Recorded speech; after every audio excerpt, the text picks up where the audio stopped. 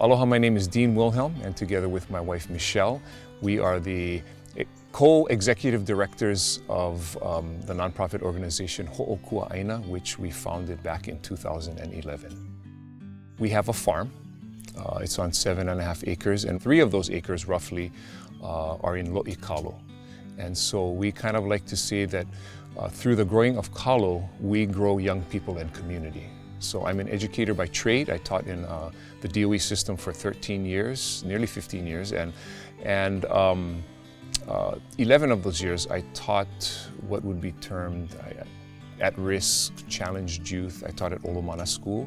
The last 5 years with Olomana School, I serviced the incarcerated boys at the Hawaii Youth Correctional Facility.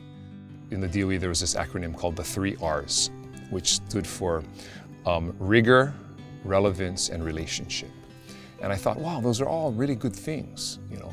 But in my mind, it should go the complete opposite way. It should be relationships, relevance, rigor. So when, again, those connections take place, when there's pilina and people realize that they're a part of a larger thing, then there becomes relevance to what you're doing. And then when there's that understanding that I have a role to play and it's relevant to me, then that's when students or people start to delve in. And that's when the rigor can really take place, in this case in education and learning. So that's kind of our mindset here, that you need to develop pilina, which means that when people come, you want them to feel welcome, to feel that they are accepted, that they belong, and to feel that they're valued in the sense that we want to get to know who you are, how you're doing, and make these connections, these very basic human connections that are so important to us to experience regularly. And that once these connections are made and they feel comfortable, then our mindset is that it's through the doing that one learns. There's a Hawaiian olelo noeau, makahana ka ike, that learning comes experientially, as they say in the education realms. And so that's kind of our mode here.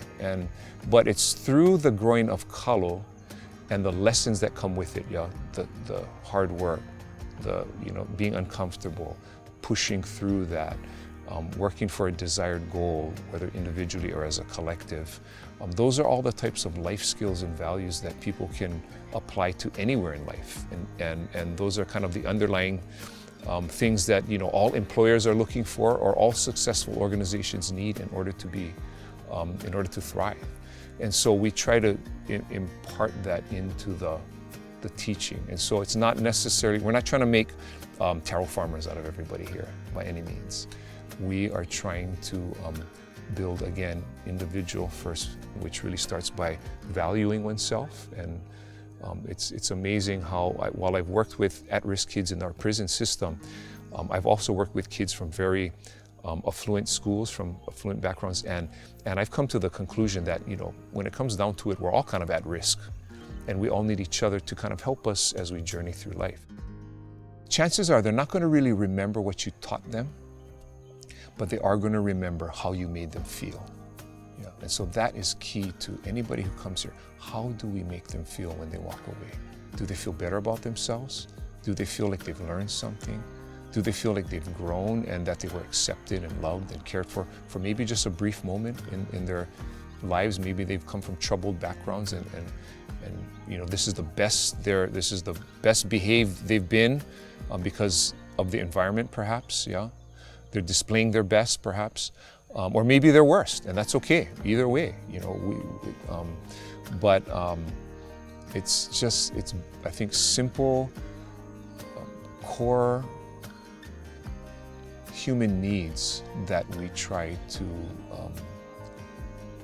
facilitate, so that people feel ultimately good when they walk away about themselves. And that's just the starting point. And then from there, once you build trust, and so there's those who have been here for a few years or they're in a capacity of a paid internship, well, then the game gets ratcheted up a little more.